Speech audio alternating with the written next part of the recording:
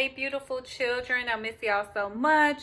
Happy Thursday. Thank you guys for watching. I am so proud of all of y'all for going home, staying home, and still working on your education and making sure that you're learning at this time. I'm proud of y'all for that. So, today we're working on vocabulary and we're working on homographs. Homographs are words that have the same spelling but different meanings. Sometimes homographs have different pronunciations from one another. So, for example, the word wind is a homograph. So, wind is a homograph. The brisk wind blew, so I buttoned my coat. So, we know that wind means the moving air, breath, or breathing. Okay, but this second one, then I began to wind my way down the hill to the village. So, wind, to go along a twisted path, to wrap something around another object. So, these two different words,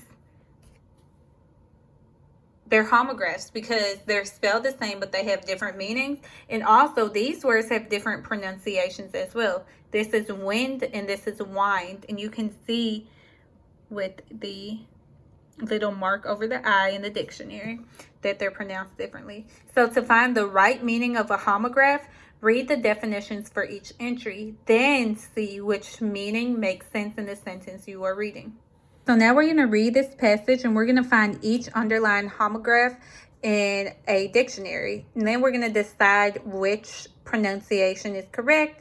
Then write a short definition above each word. So the beautiful thing is that we have Google and that we'll be able to type in the words right into our computer or our phone. So let's get started. The village was a perfect place to loaf for a few hours. I brought a fresh loaf of bread at the bakery near the beach. So let's start with the first one. The village was a perfect place to loaf for a few hours. So I'm going to pull up the word loaf right here on my dictionary. So it says this first one, a quality of bread that is shaped and baked in one piece, usually sliced before being eaten. That is not the loaf that they mean. So let's see this second one. To idle one's time away, typically by aimlessly wandering or loitering. So the village was a perfect place to loaf for a few hours.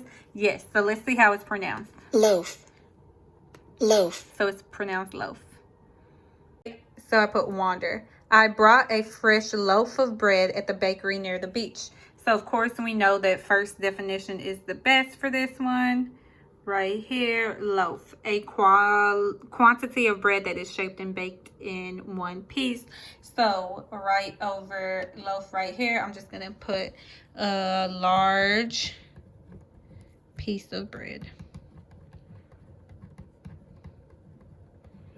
Okay, so I got my first two loaves. A dove was eating crumbs on the sidewalk. And then the second sentence says, across the street, a seagull dove for food as I watched. So I got to decide which dove works best. So I'm just going to type in the word dove right here. Enter. So the first definition is a stalky seed or fruit-eating bird with a small head, short legs, and a cooing voice. A dove was eating crumbs on the sidewalk. Yeah, I mean, that makes sense. It's an animal. Let's see how to pronounce it. Dove. Dove. A dove. Dove. A dove was eating. So it's a type of bird for the first. So a dove was eating crumbs on the sidewalk. Across the street, a seagull dove for food as I watched. So dove, past tense of dive, which means to plunge headfirst into water. So let's see how to pronounce it. Dove. Dove. So for our definition, we're just going to put swooped down quickly.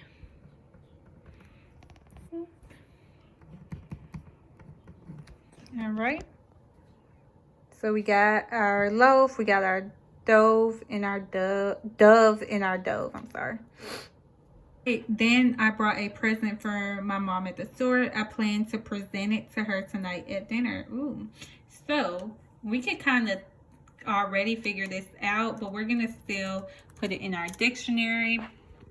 So present in a particular space, occurring now. Okay. That's definition 1. Definition 2, give or award formally. Okay.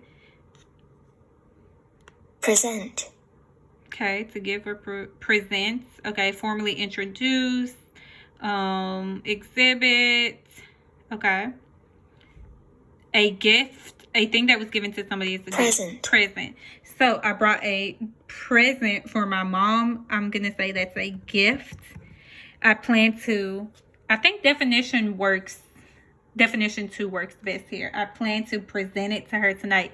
I think she wanted to give it to her formally tonight. So how do we pronounce that? Present. Present. So to give formally. So we got our present and present. An old wound in my leg began to ache, so I wound my way slowly along the street. So let's see, what is the definition for this? So definition 1 is an injury to living tissue caused by a cut, blow, or other impact, typically one in which the skin is cut or broken. So let's see how to pronounce that. Wound. Wound. All right. So the first word, an old injury or cut, is wound. All right. So I wound my way along the street. So let's see what definition goes with that. To cause somebody to have difficulty breathing. No.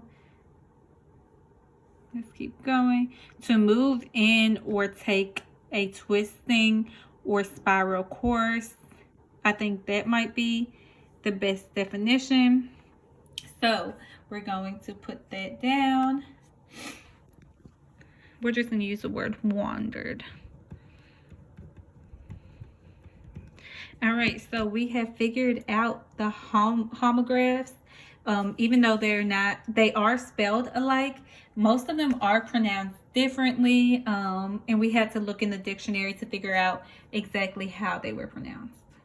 Okay, so let's try this side. Number 1, I wandered down to the port to watch cargoes being unloaded from boats. Is the answer A, does the meaning of port mean a harbor? B, left on a ship? C, a valve or opening that lets liquid out? Or D, a person's manner or bearing? So which 2 can you eliminate right away?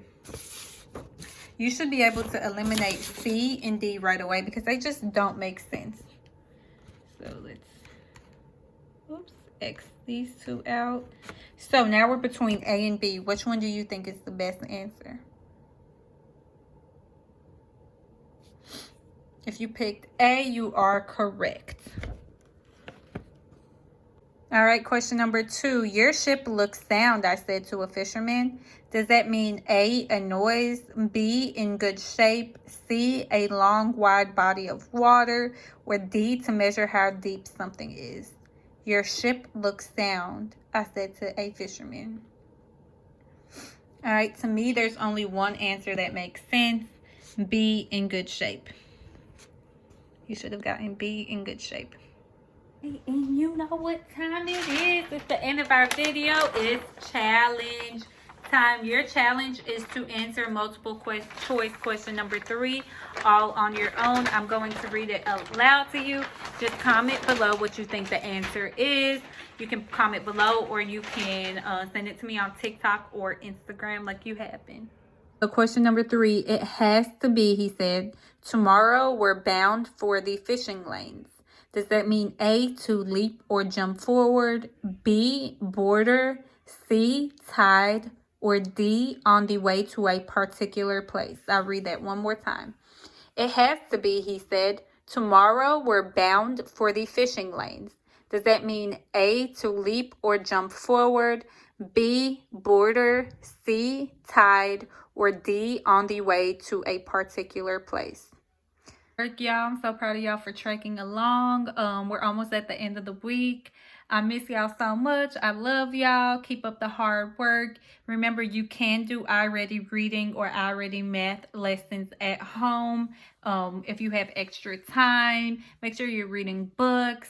Make sure we're trying our hardest and making sure we're prepared for 6th grade. Okay, y'all? Love y'all.